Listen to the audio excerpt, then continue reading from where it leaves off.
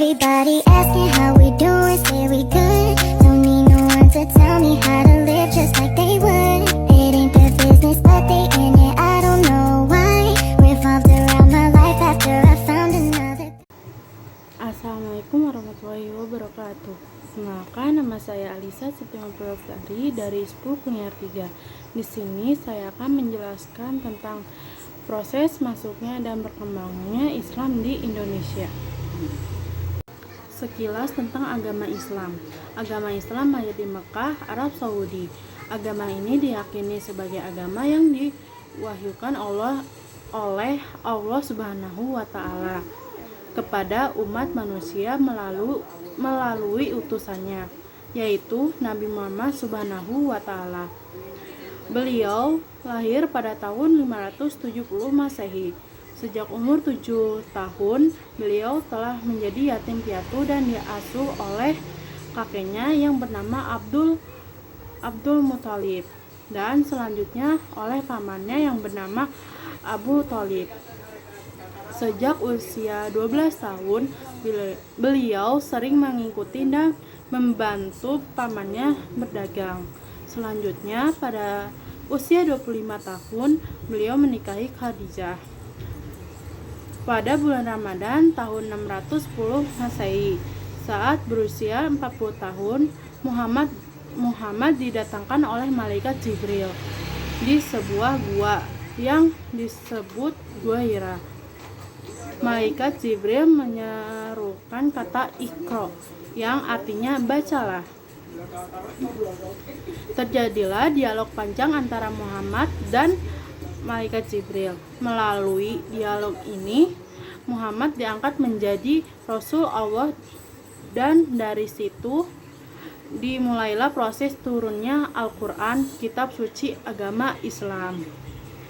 Khadijah dan sahabat-sahabat Nabi seperti Abu Bakar, Al bin Abi Thalib, dan Zaid bin Haritsah tercatat sebagai pemeluk Islam pertama. Sekitar tahun 613 Masehi, Nabi Muhammad menyebarkan agama Islam secara lebih terbuka. Tantangan terbesar datang dari suku Quraisy dan pendukung Makkah, sebab ajaran Nabi Muhammad dianggap menghancurkan agama asli atau Watsani,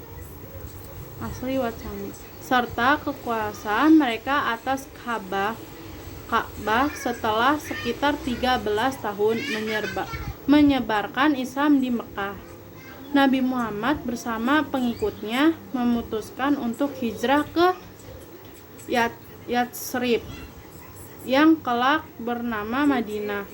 Peristiwa yang dikenal dengan nama hijrah ini kemudian digunakan sebagai awal penanganan Islam. Di Madinah, Islam berkembang pesat. Adapun di Mekah, Nabi harus melalui berbagai rintangan dan terpaksa terlibat serangkaian perang dengan suku Quraisy. Pada tahun 630, Nabi berhasil membebaskan kota Mekah dari kekuasaan suku Quraisy. Pasca perang, orang-orang Quraisy dan penduduk Mekah mulai memeluk agama Islam, dan Ka'bah menjadi kiblat ibadah umat Islam. Hal ini kemudian diikuti banyak suku lain yang berdiam di Jazirah Arab. Nabi Muhammad Subhanahu wa Ta'ala wafat pada 6 Juni 632 Masehi pada usia 63 tahun.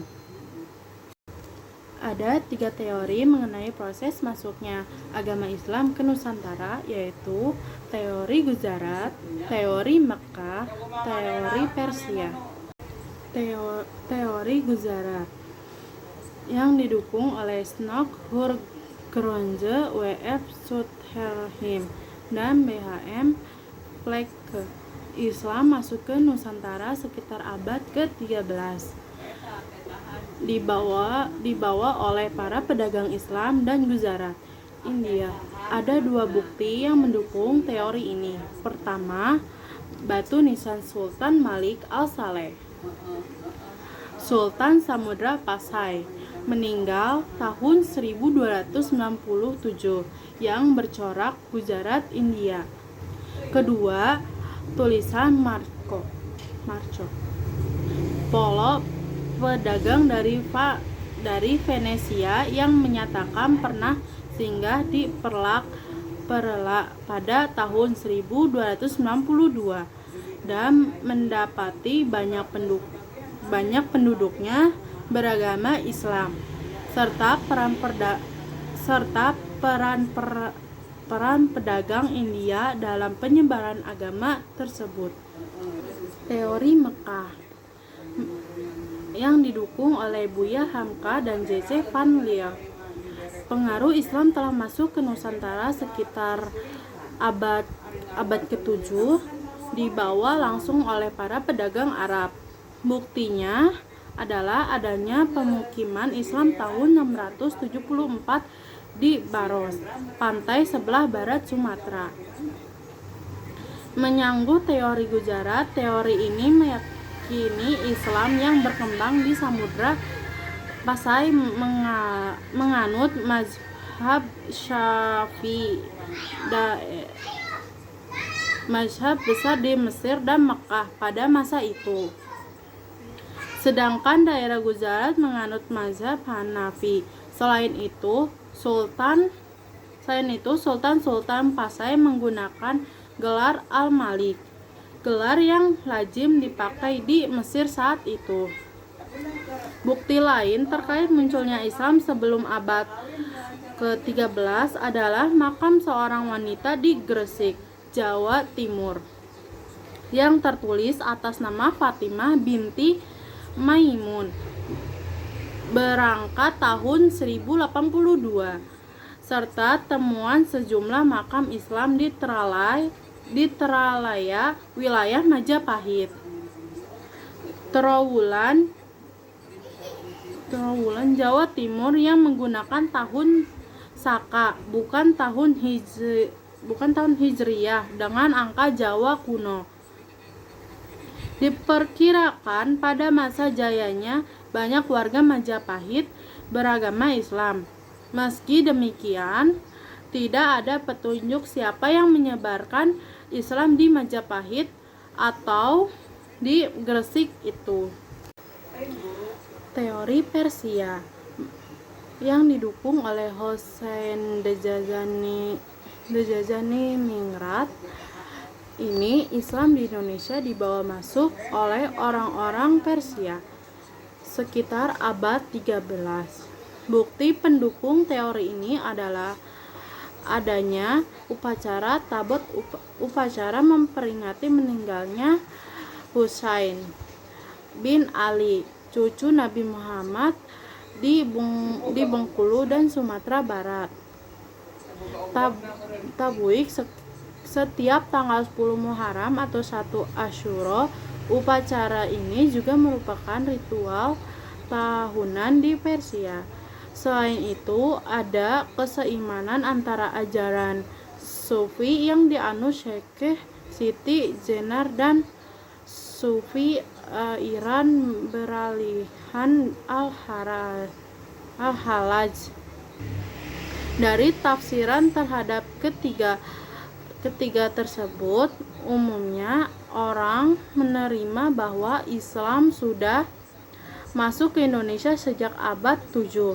Namun baru berkembang pesat pada abad ke-13 sejalan dengan semakin mundurnya kerajaan-kerajaan bercorak Hindu-Buddha di Indonesia serta semakin ramainya pedagang-pedagang Arab, Persia dan Gujarat ke Indonesia.